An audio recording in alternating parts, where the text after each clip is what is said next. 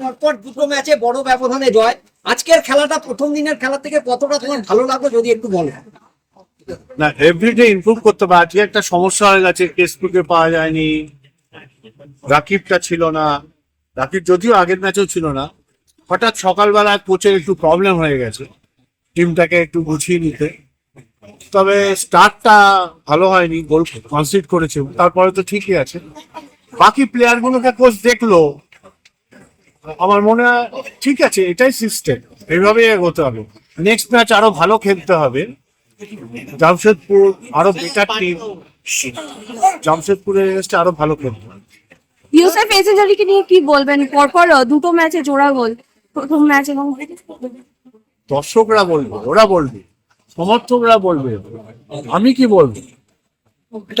আচ্ছা, মিগুয়েলের পারফরমেন্স কেমন লাগে? যে মিডওয়েলের যে খেলা বা তুমি দীর্ঘদিন ধরে হ্যাঁ, মিডওয়েলকে দেখে আজকে মনে হলো আমার রন্টুকে মাঝে মাঝে দেখতে পেলাম, যে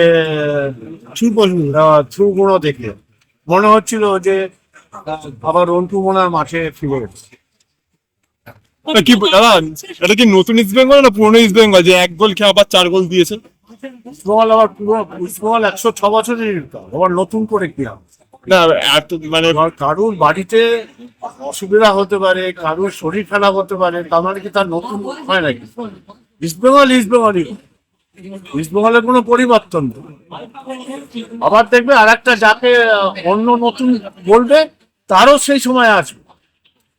এটা সার্কেল, জীবনটার মতো নেতুদা পরস্পর এরকম ভাবে আরো এগিয়ে চলেছে ইস্ট বেঙ্গল। এগো না গেলে তো বলছিলি যে আরে কি হচ্ছে, এগেলেও প্রবলেম, না গেলেও প্রবলেম। সঠিক জায়গায় থাক, ধীরে ধীরে আরো ভালো খেলতে হবে, টিমকে আরো গোছাতে হবে।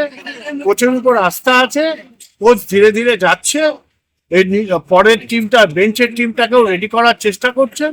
It's a good thing, good vision also. Thank you.